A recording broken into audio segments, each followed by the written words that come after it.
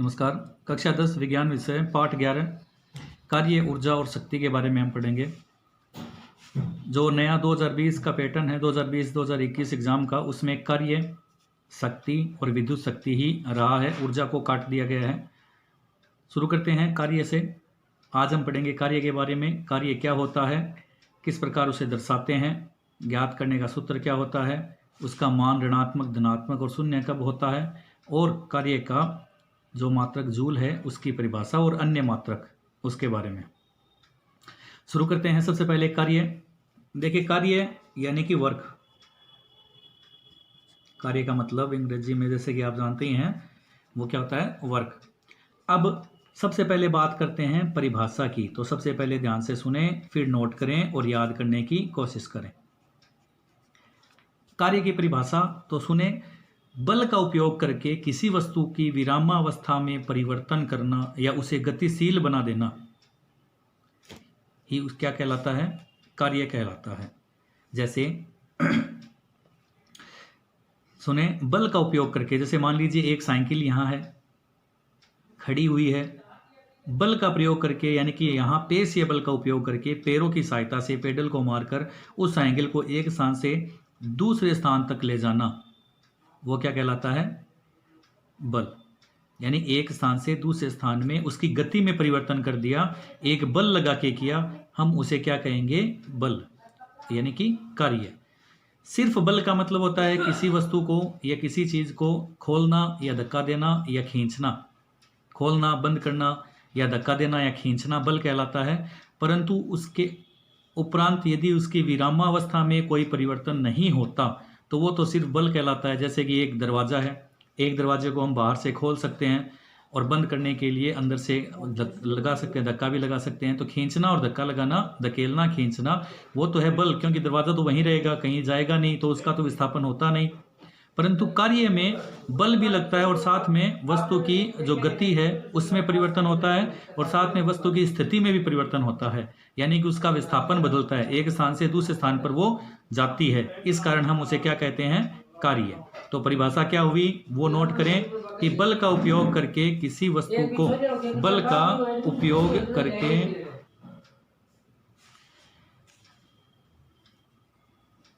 बल का उपयोग करके, साथ में लिखें, किसी वस्तु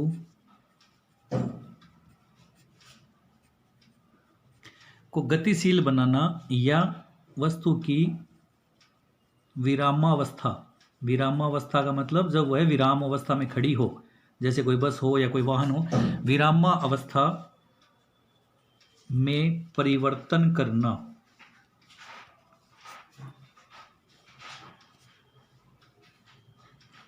ही कार्य कहलाता है।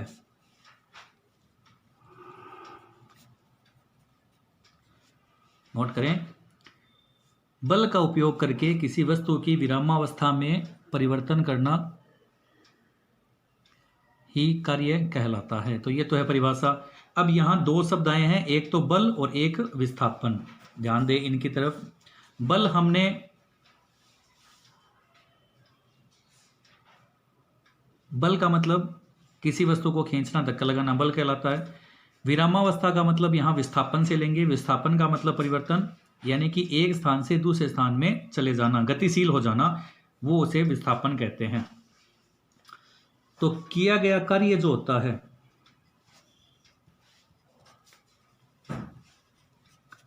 बल और बल की दिशा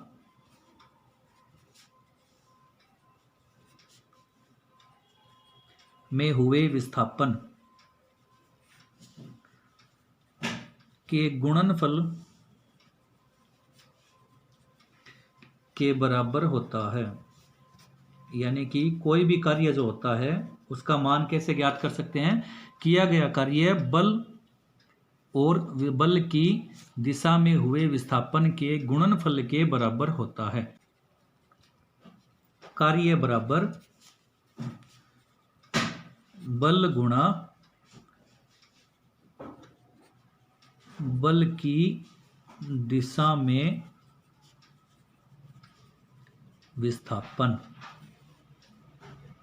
यानी कि W बराबर F गुणा S। ये एक सूत्र है जो आपको याद रखना है, W बराबर F गुणा S। तो ये तो हुआ कार्य। अब बात करते हैं कि विस्थापन की दिशा के आधार पर कार्य जो है वो दो प्रकार से डिवाइड हो सकता है, यानी धनात्मक और ऋणात्मक हो सकता है।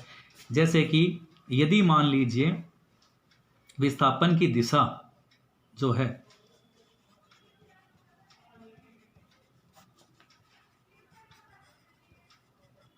विस्थापन की दिशा बल की दिशा में हो,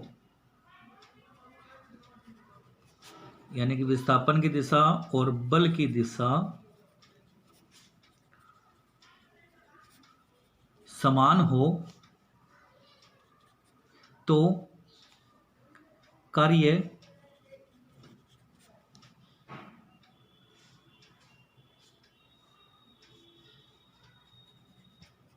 W बराबर F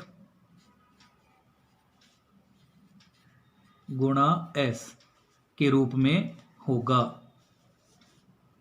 यानी कि ये जो कोस का मान है वो हम बात कर रहे हैं इसलिए कि विस्थापन जो होता है वह बल के साथ और विस्थापन की दिशा के मध्य कोण बनता है थीटा, और उस कोण को मान को हम कहते हैं कोस से दर्शाते हैं। जैसे ये कोई धरातल है, ये वस्तु है, एक स्थान से इसके दूसरे स्थान तक जाने की दिशा इस प्रकार है, और किसी व्यक्ति द्वारा लगाया गया जो बल है, किसी व्यक्ति द्वारा लगाया गया जो बल है वो इस तरह से होता है,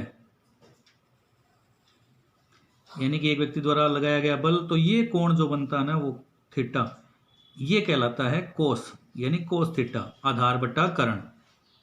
तो इस कोस थीटा का मान F यानी बल के घटक के पास होगा, अतः W बराबर F cos theta into S, यानी कि विस्थापन। कोस का मतलब है यहां जो थीटा जितने डिग्री तक को काम किया गया वो काम लिखना है, यानी उसका मान लगाना है। कोस 0 डिग्री हो तो कोस का मान वहां पर 1 हो जाएगा। इसी तरह कोस 30 डिग्री हो तो वहां √3/2 हो जाएगा। कोस 45 डिग्री हो तो 1/√2 हो जाएगा, और कोस 60 डिग्री हो तो 1/2, और कोस 90 डिग्री हो जाए यहाँ तो फिर 0।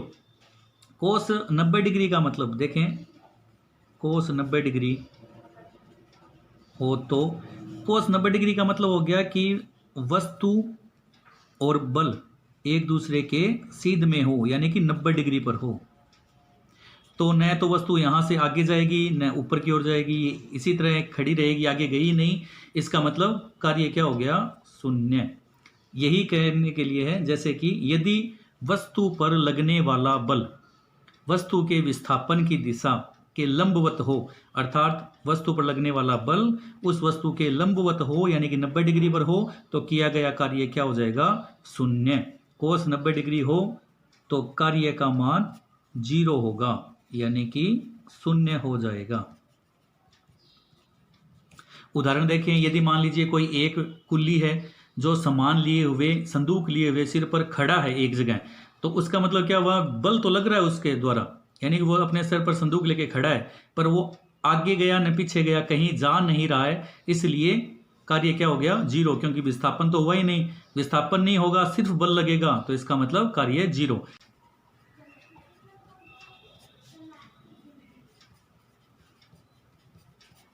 m द्रव्यमान वाली कोई वस्तु जिसे हम h ऊंचाई से यानी कि हाइट से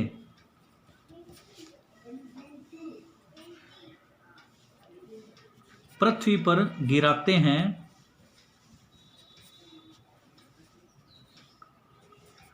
तो गुरुत्वीय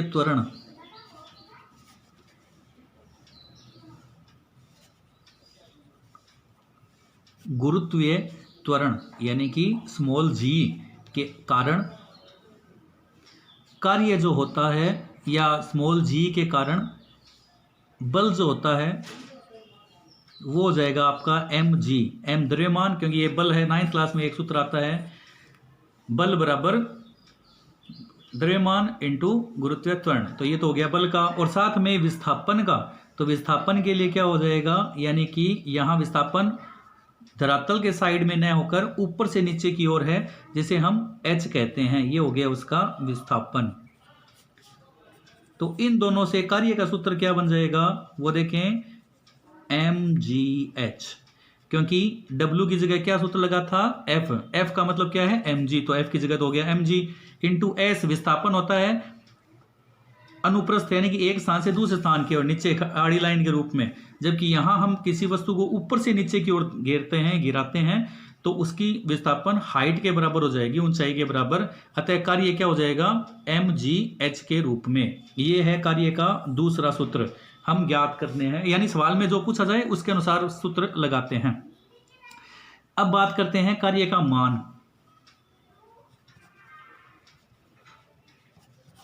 देखिए कार्य का मान ऋणात्मक धनात्मक दोनों हो सकता है। सबसे पहले बात करते हैं, कार्य जो होता है वो अदिश राशि है, यानी उसमें कोई भी दिशा का बोध नहीं होता। कार्य किधर भी हो सकता है, यानी कि ऋणात्मक भी हो सकता है और धनात्मक भी हो सकता है। अब ऋणात्मक कब होता है, धनात्मक कब होता है, उसके लिए ध्यान से सुने। यदि बल या विस्थापन की दिशा में हो तो कार्य धनात्मक, जैसे विस्थापन की दिशा और बल की दिशा समान हो, बल और विस्थापन की दिशा समान हो तो कार्य धनात्मक,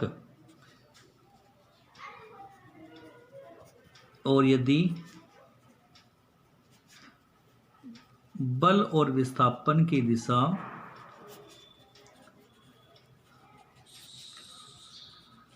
समान न हो,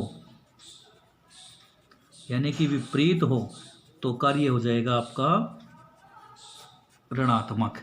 तो ये धनात्मक और ऋणात्मक कब होता है, ये दो कंडीशन के आधार पे। बल और विस्थापन की दिशा समान हो, यानी एक दिशा में हो दोनों, तो वो कार्य धनात्मक होगा। और यदि बल और कार्य विस्थापन की दिशा समान नहीं हो, विपरीत हो, तो कार्य हो जाएगा ऋणात्मक। और कार्य शून्य कब होगा, जब कोस 90 डिग्री हो, यानी कि जब बल और विस्थापन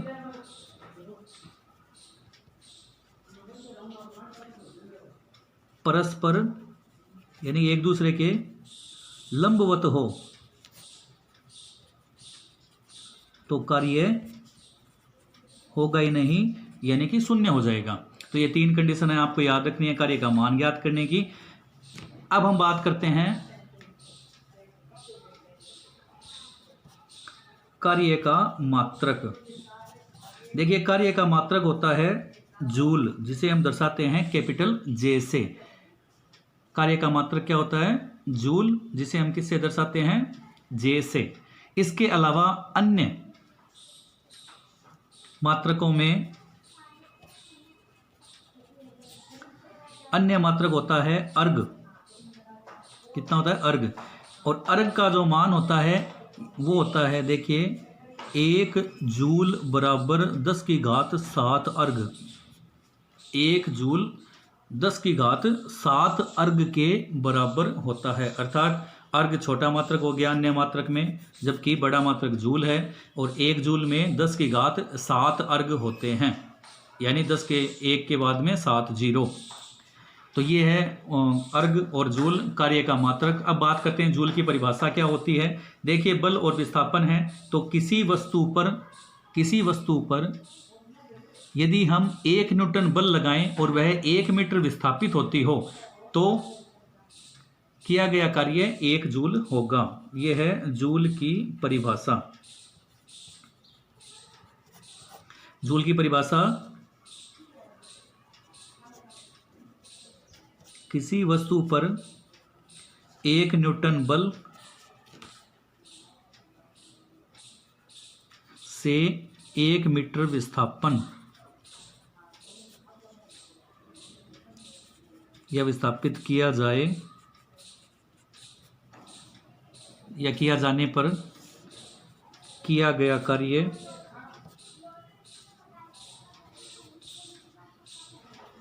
1 जूल होगा। 1 न्यूटन बल से किसी वस्तु को 1 न्यूटन बल से 1 मीटर तक विस्थापित किया जाए तो किया गया कार्य 1 जूल के बराबर या 1 जूल होगा। देखिए, मात्रक के बारे में पढ़ा, कार्य क्या होता है उसके बारे में, कार्य की परिभाषा, कार्य का मान कैसे ज्ञात कर सकते हैं, कार्य का सूत्र, ये 2 सूत्र हैं। इसके अलावा कार्य का मात्रक क्या होता है उसके बारे में और जूल की परिभाषा, ये सब हमने पढ़ी। वर्तुल गति के बारे में बात करते हैं, जैसे कि घड़ी के रूप में, गोलीय गति के रूप में बात करते हैं। तो गोलीय गति के बारे में बात करें तो उसमें अभिकेंद्र बल लगता है, दोनों सुइयों के बीच में अभिकेंद्र बल लगता है जो लंबवत होता है। जैसे मान लीजिए ये गोल घड़ी हो तो उसके बीच में ये सुई है, तो यहाँ सेंटर के बीच में एक ये इसके ऊपर है सीधी, तो लंबवत कोण लगा है और ये इस तरह से घूमती है, वापस अपने पुनः स्थान पर आ जाती है। इसलिए इस पर कोई भी अभिकेंद्र बल काम नहीं करता है या उसके द्वारा कोई भी कार्य नहीं होता है, क्योंकि बल तो लगता है परंतु कार्य नहीं हुआ, विस्थापन नहीं हुआ, वो वहीं आकर वापस वहीं रुक जाती है, वापस वहीं से स्टार्ट हो जाती है। यानी कि 12 से शुरू होती है, फिर 12 पर आकर वापस स्टार्ट, फिर वापस स्टार्ट, ऐसे चलती रहती है। इसलिए वो कोई कार्य नहीं होता। कार्य कब होगा, दोबारा देखें, कार्य तभी होगा जब बल के साथ विस्थापन हो, तभी कार्य संभव है, वरना कार्य संभव नहीं है। कार्य के 2 सूत्र, W बराबर F गुणा S, यदि बल और विस्थापन दे तो इस प्रकार ज्ञात कर सकते हैं। यदि द्रव्यमान, गुरुत्वीय त्वरण और हाइट दे तो W का मान इस तरह से ज्ञात कर सकते हैं। कार्य का मान ज्ञात करें, ऋणात्मक, धनात्मक और शून्य कब होता है तो, और कार्य का मात्रक जूल, अन्य मात्रक में 1 जूल बराबर होता है 10⁻7 अर्ग के। तो ये था आज का विषय कार्य के बारे में। उम्मीद है समझ आया होगा, नहीं समझ आया तो 2 बार देखें, नहीं फिर भी नहीं समझ आया तो पूछें, और अच्छा लगे तो लाइक शेयर सब्सक्राइब जरूर करें। मिलते हैं आगे के नए टॉपिक के साथ, तब तक के लिए धन्यवाद।